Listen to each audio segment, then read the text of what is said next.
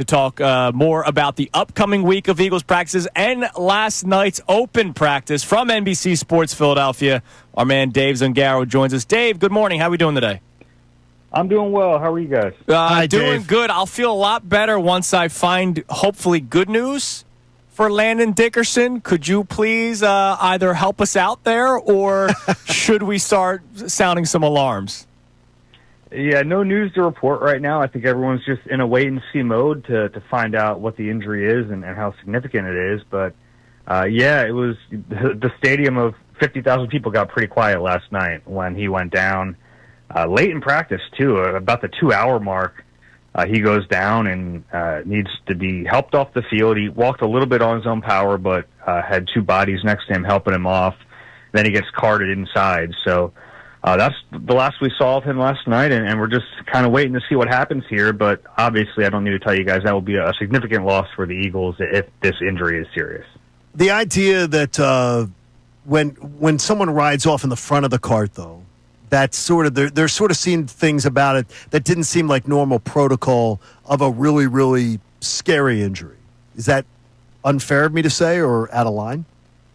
Not out of line. I think probably a little dangerous to read too much into it, because we've seen kind of wacky things happen. Sure. You know, Kobe hits a free throw and walks off the court, right? Like there are things that happen that aren't necessarily great indicators. So, it's right now everyone wants to speculate and wants to figure it out, but I don't think anyone truly knows until the testing gets done.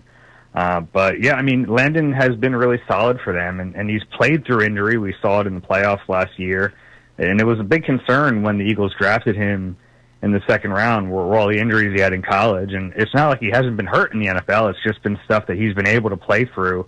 I mean, just in this training camp alone, he's been on the injury report twice, once with the ribs injury and once with a knee injury. So he's just been really tough and has battled through injuries basically his entire career. But we'll see where this goes, because you're already weaker at one of the guard spots after Mekhi Becton leaves, even though Tyler Steen has played pretty well in camp. So if you have to weaken that other guard spot, it's not ideal. We'll see what they decide to do if they need to make that decision. I would think Matt Pryor, the veteran, would likely be the next guy in. Dave Zangaro covers the Eagles for NBC Sports Philadelphia. Dave, how big of a week is this for Jakorian Bennett, and how quick do you think they mix him in with first-team reps? Yeah, I mean, it was pretty surprising last night. Late in practice, he was out there with the ones opposite Quinyon Mitchell, and he was at the right corner position. I did not start the day with the first team. That was a Dory Jackson, but pretty telling that in his second practice, less than a week after getting traded, he's already out there with the first-team defense. They clearly want to give him a look, and, when the team makes this trade, you have to look at it like they're not happy with the way the cornerback competition has gone, because if you come into this camp and you think, okay, the hope here is that Keely Ringo runs away with this job. And it's not like Keely's been awful, but he's had some ups and downs and has not taken ownership of that role the way I think the team probably hopes he would. So, getting a chance to see a different player in there, a guy who did play pretty well last year for the Raiders and apparently is picking up the defense pretty quickly if they're already putting him out there with the ones. Vic Fangio's not going to do that if he can't trust a player. So, looking forward to seeing more of him, because the longer this competition goes on without a front runner or a guy who's winning it, I think he's going to be definitely in the mix. How much more do you think you learned from these joint practices compared to preseason games?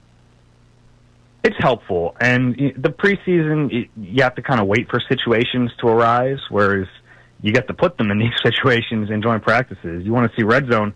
Guess what? You're in the red zone now. And I think it's helpful, too, to see some of the camp standouts against different players.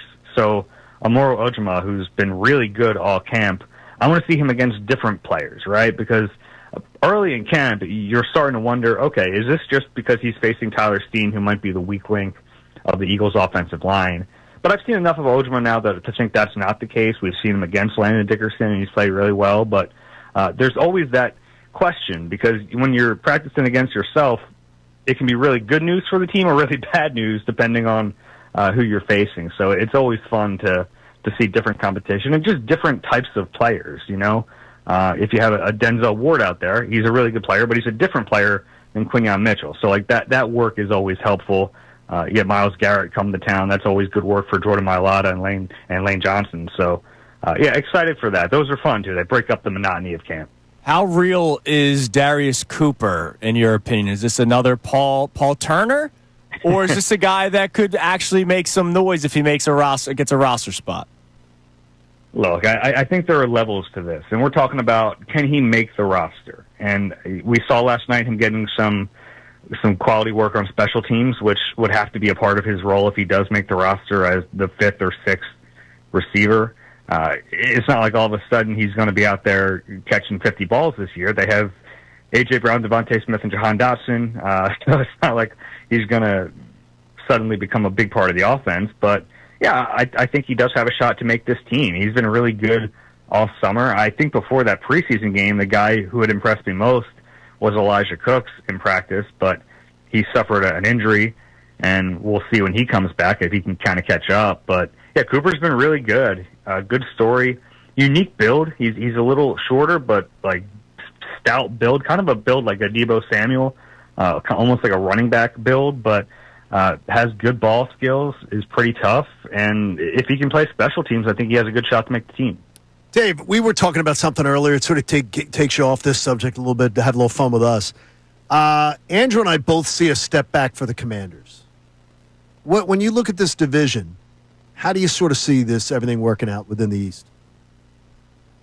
Yeah, I think it's possible to take a step back. You look at them last season, and I think they were ahead of schedule. You know, no one expected them to be in the NFC Championship game last year. So I think a step back is natural for them, but I don't think it's going to be a massive step back. I think they're going to be the second-best team in the division. I know people kind of flip-flop between them and the Cowboys. I just look at the Cowboys last year, even before the Dak injury. They were awful. I mean, and Dak wasn't very good. So I know that in their history with Dak Prescott in the regular season, they've won a lot of games, but just last year there was evidence that wasn't the case. So, and I just think they're kind of combustible right now with the Micah Parsons situation. They add George Pickens to the cauldron. Like, I think that I don't love the Cowboys this year. I think the Commanders will be decent. I trust the young quarterback, Jaden Daniels. I think he's going to be a really good player for a long time. So I think there's a baseline for the Commanders that the Cowboys don't necessarily have, but I do think a step back for them is probably likely. Dave, we appreciate the time as always. Keep up the great work, man. Always love your stuff on NBC Sports Philadelphia. We usually steal half of it for content, but trust me, Dave. But trust me, we give you the credit. I just want that to be clear. We're not just aggregators just stealing stuff. We appreciate the time as always, man. Thank you. Of course, guys. Take care. There he is, Dave Zangaro on the Comcast Business Hotline, where every day in business is a big day. Let Comcast Business help you move forward with what's next from NBC Sports Philadelphia. He does great work, man. Like every day I look at what he wrote, and then we usually use it on the show one way or another. I spend part of my Sundays when I'm in the press box. I do spend saying, "Thank you, by the way. We appreciate it. We love your work and we use it." But we always credit. Yes, always credit. Credit is important in this. It's always industry. very credit to work. By the way, there's a lot of people that don't do that. I do want to credit the fact that there is something that has went on today while we've been on the air. A few people have drawn my attention to it. Tyrese Maxey has been doing an Instagram Live. I just saw somebody tweet because he doesn't know how to use a can opener. Oh, hell yeah. Love that. And Tyrese Maxey's trying to use a can opener. Look, I understand that the struggle's real because I had to learn how to use that. Yeah. But it's funny that he goes to social media. Sometimes I think that's self-explanatory. Right. The can opener. Those things are tricky, man. All you got to do is just go to YouTube. And you don't have to go to Instagram Live. Just go to YouTube. No, see, I don't like that for a can opener because I want to see people be able to figure it out themselves, right? Go through the logical processes of how this thing should work. You can watch anybody do anything, but something's fun about it's like driving somewhere without using the map. You're I don't like let's see if I can find it. God, I hate that. That's fun. Go on an adventure. I hate it. Quest. Hate it. Now, Tyrese Maxey's on his can opener quest. You know what's so funny is he's just so likable. Yeah, he's the best. There's nothing. Last year sucked big time.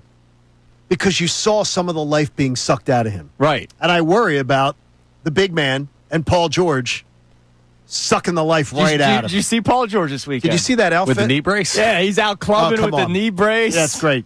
with his gym shorts on, or underwear, whatever that was. Man. It was good. Whatever he was wearing. He's getting shots up. He's enjoying his off season. Man. Yeah, it's Not- great. I'm not glad. the right Don't shots. stress yourself out too much. He's enjoying his off season. Yeah, it's great. All right, coming Yeah, up it next makes you feel is- good, doesn't it? As we continue, Get your money in for your tickets. as we continue the show. All right. Unbelievable. Coming up next. Things that happen in preseason games don't go into the record books. But, Johnny, what happened this week, you should rewrite it. I don't care. We'll discuss that coming up next. It's Kincade and Salciunas here on 97.5 The Fanatic. Hey, guys. Andrew Salciunas from Kincade and Salciunas. Thank you for checking out all of our stuff on YouTube. Make sure you click, like, subscribe on everything that you see. And, of course, you can see everything from our YouTube feed. Full shows, interviews, when John's being an idiot, which is like 15 times a day. So make sure you check out all of our stuff on YouTube. We appreciate it.